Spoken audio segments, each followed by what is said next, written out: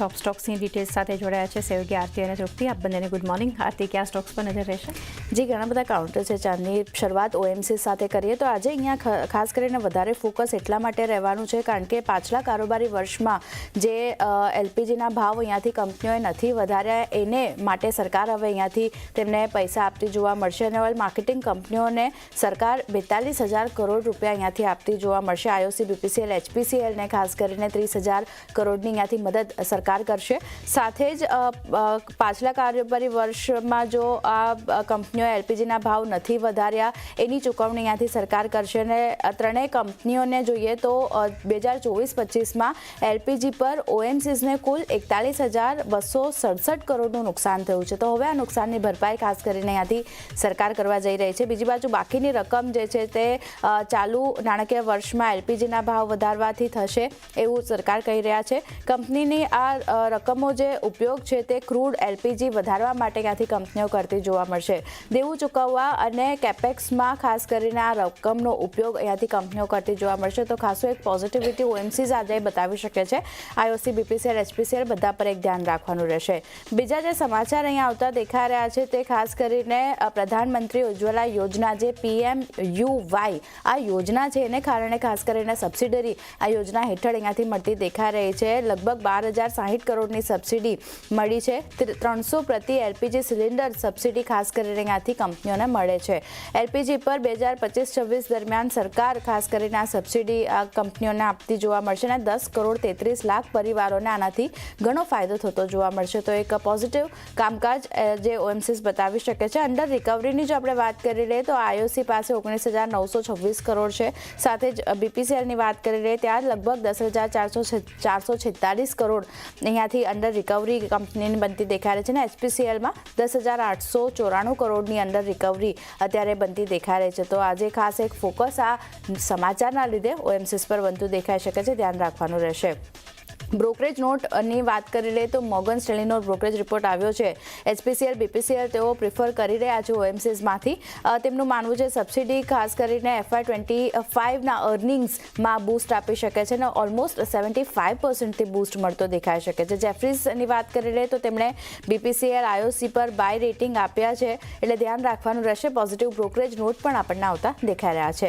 Next counter Tata મોટર્સનું છે. પહેલા ત્રિમાસિકમાં થોડા નબળા નંબર્સ આપણને આવતા દેખાઈ રહ્યા છે. અહીંયા નફો જુઓ 30.5% ઘટ્યો છે.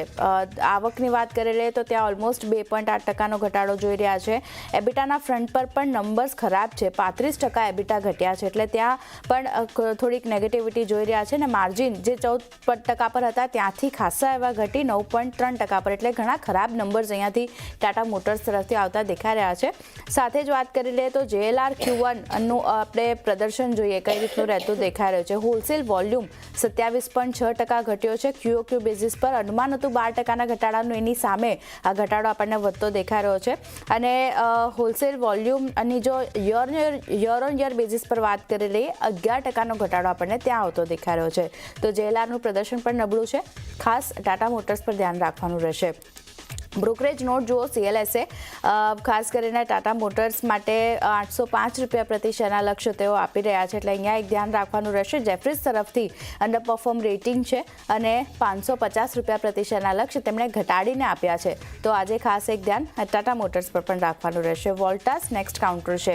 અહીંયા પહેલા ત્રિમાસિકના નબળા પરિણામ આવતા દેખાયા છે જ્યાં નફો જુઓ 58%નો ઘટાડો જોઈ રહ્યા છે. સામે આવકમાં ઓલમોસ્ટ 20%નો ઘટાડો આપણને આવતો દેખાય રહ્યો છે.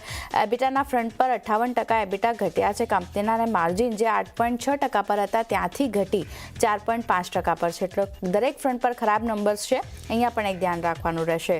બ્રોકરેજ નોટ વોલ્ટાસ માટે જોઈ લઈએ. જેફરીઝ તરફથી બાય રેટિંગ 1,670 રૂપિયા પ્રતિ શેરના લક્ષ્ય આપી રહ્યા છે. નોમુરા તરફથી ન્યુટ્રલ કોલ 1,317 રૂપિયા પ્રતિ શેરના લક્ષ્ય તરફથી અને CLSAની વાત કરી લઈએ તો હોલ્ડ રેટિંગ આપવામાં આવ્યું છે. તેમણે લક્ષ્યાંક ઘટાડ્યા છે 1,170 રૂપિયા પ્રતિ શેરના કર્યા છે. તો વોલ્ટાસ માટે પણ ધ્યાન રાખવાનું રહેશે કઈ રીતે અહીંયાથી ખાસ કરીને પરિણામનું રિએક્શન જોવા મળશે. નેક્સ્ટ કાઉન્ટર સિમેન્સ અનુમાનની પાસે અહીંયા નંબર્સ આપણને રહેતા દેખાઈ રહ્યા છે. નફો 3.2% ઓલમોસ્ટ ઘટ્યો છે, પણ સામે આવકમાં જુઓ 15.50%, એટલે ઓલમોસ્ટ 16% વધારો આપણને આવતો દેખાઈ રહ્યો છે. એબિટા 7.6% વધ્યા છે, 522 કરોડની આસપાસ પહોંચ્યા છે, અને માર્જિન જે 12.9% પર હતા ત્યાંથી ઘટ્યા છે અને 12%ની આસપાસ રહેતા દેખાઈ રહ્યા છે. તો અહીંયા થોડા મિશ્ર નંબર્સ છે, ધ્યાન રાખવાનું રહેશે સિમેન્ટ્સના કાઉન્ટર માટે. Next counter Manappuram finance. Q1 નંબર્સની જો વાત કરી લઈએ તો મિશ્ર નંબર્સ છે. નફો 46.3%, એટલે ઓલમોસ્ટ 77% ઘટાડો આપણને ત્યાં આવતો દેખાઈ રહ્યો છે. સામે NIIની વાત કરી લઈએ તો ત્યાં ઓલમોસ્ટ 14.2% ઘટાડો છે, 1407 કરોડની આસપાસ NII ઘટીને આવતા દેખાઈ રહ્યા છે. તો અહીંયા પણ નબળા નંબર્સ છે મનપ્પુરમ ફાઇનાન્સ, ધ્યાન રાખવાનું રહેશે. બ્રોકરેજ નોટ મનપ્પુરમ માટે CLSA આઉટપરફોર્મ રેટિંગ આપી રહ્યા છે 260 રૂપિયા પ્રતિ શેરના લક્ષ્ય સાથે, અને જેફરીઝ તરફથી હોલ્ડ રેટિંગ છે, પણ તેમણે લક્ષ્યાંક વધાર્યા છે. 275 રૂપિયા પ્રતિ શેરના લક્ષ્ય તેમના તરફથી કરવામાં આવ્યા છે. તો એક અહીંયા પણ ફોકસ રહેશે. નેક્સ્ટ કાઉન્ટર શિપિંગ કોર્પોરેશન SCIનું કાઉન્ટર છે.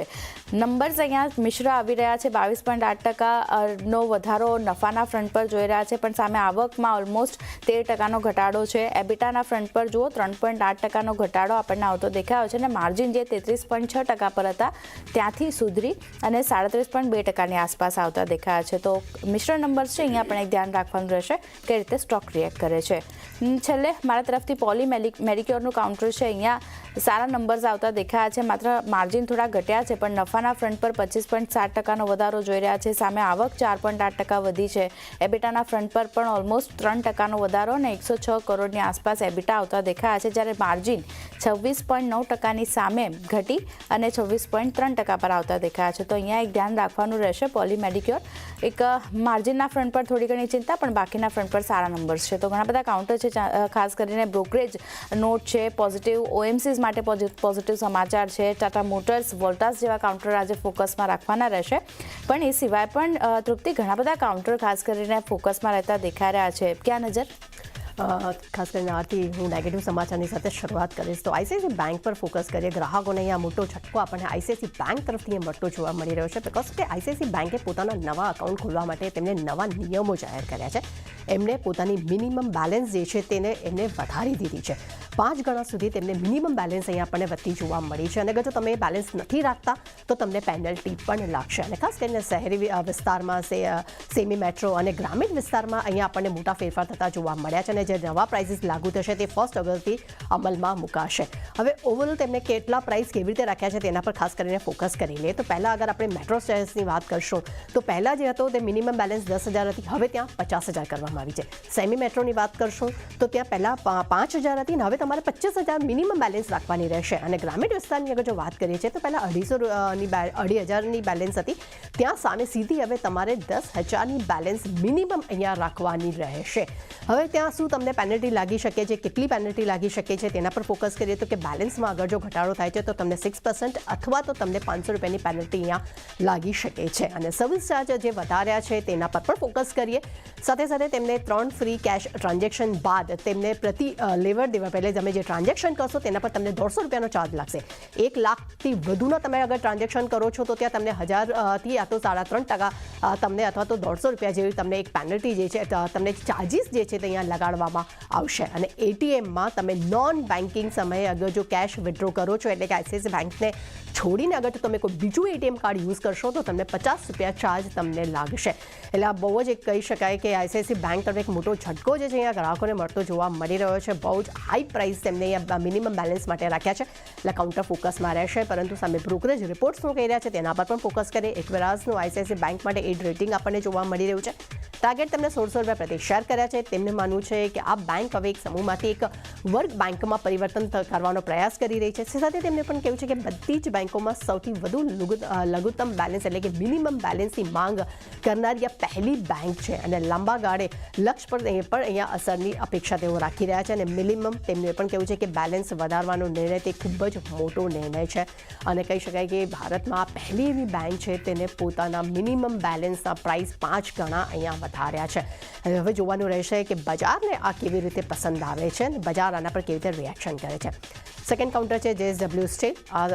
અહીંયા પણ આપણને નેગેટિવ સમાચાર આપણી સમક્ષ આવતા જોવા મળી રહ્યા છે. BPSL નાદારી કેસ મામલે IBC કાર્યવાહી પેન્ડિંગ દરમિયાન બેન્કોએ ખાસ કરીને JSW સ્ટીલ પાસે તેમની ચૂકવણીની માંગણી કરી છે અને 3,569 કરોડની BPCL જે એબિડા જે છે તેમને ચૂકવવાની અહીંયા તેમને માંગણી કરી છે. સાથે રિઝોલ્યુશન જે પ્લાન છે તેમાં અમલીકરણમાં 538 દિવસનો વિલંબ થવાને કારણે કરીને વ્યાજ પણ તેમને માંગ્યું છે અને વ્યાજની અગર રકમ કરશું તો તે 2,500 કરોડની તેમને માંગણી કરી છે. બેંકે એક સવાલ પણ કર્યો છે કે શું JSW સ્ટીલે રિઝોલ્યુશન પ્લાન્સ અને એબિડાનું રેડીમેડ બિલ જે છે તે તેમને મેળવવું જોઈએ કે નહીં, તેના પર પણ તેમને સવાલ ઊભો કર્યો છે. પરંતુ બેંકનો દાવો એ છે કે તેમને જે વિલંબ કર્યો છે તેને કારણે કરીને તેઓ એબિડા અને વ્યાજ બંનેના વિકલ્પ જે છે અહીંયા હવે તેમને નથી રાખી રહ્યા અને તેઓ આટલી મોટી પેનલ્ટી જે છે તે JSW સ્ટીલથી લેશે. પરંતુ સામે કંપનીનું સ્ટેટમેન્ટ પણ છે. કંપનીનું કહેવું છે કે અમે કોઈપણ પ્રકારનું રોકાણ ન હોવા છતાં સમય મર્યાદામાં યોજનાઓને અમલ ન કરવા બદલ બેંકોએ કંપનીને દોષી ઠેરવ્યું છે. એટલે ડેફિનેટલી આ બહુ જ મોટા સમાચાર છે. JSW સ્ટીલ પર આના પર હવે કેવી રીતે આગળ રિએક્શન કરે છે, બેંક સાથે કેવી રીતે સમજોતો થાય છે તેના પર ફોકસ રહેશે. ફ્રાઇડેના પણ આપણે જોયું હતું આ ન્યૂઝ બાદ આપણને એક દબાણ સાથે કારોબાર થતો જોવા મળ્યો હતો. ત્યારે સૂત્રો મુજબ સમાચાર હતા, અહીંયા આપણને કન્ફર્મેશન આવતી જોવા મળી છે.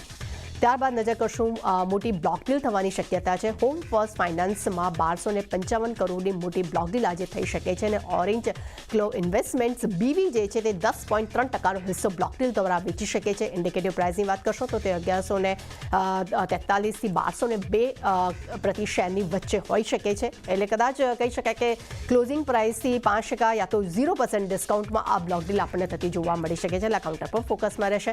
પોઝિટિવ સમાચાર મારી પાસે BEML માટે આવતા જોવા મળી રહ્યા છે. કંપનીને પહેલો વિદેશી ઓર્ડર અહીંયા કંપનીને મળ્યો છે.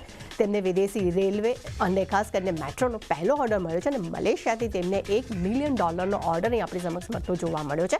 જેમાં કંપનીને ખાસ કરીને MRT સિસ્ટમ રેટ્રોફિટ અને ખાસ કરીને તેને ડેવલપ કરવાનું કામ જે છે તે કંપનીને મળતું જોવા મળી રહ્યું છે. એટલે ખાસ કરીને ચાંદની ઘણા બધા ન્યૂઝ છે, અમુક રિઝલ્ટ્સ પણ છે જેના પર આપણે ખાસ ફોકસ રાખવાનું રહેશે. જી, ઘણી બધી મહત્વની અપડેટ્સ આજે આપણે ફોકસમાં રાખવાની છે. આરતી અને તૃપ્તિ, આપ બધાનો આભાર અમારી સાથે જોડાઈ ટોપ સ્ટોક શેર કર્યા.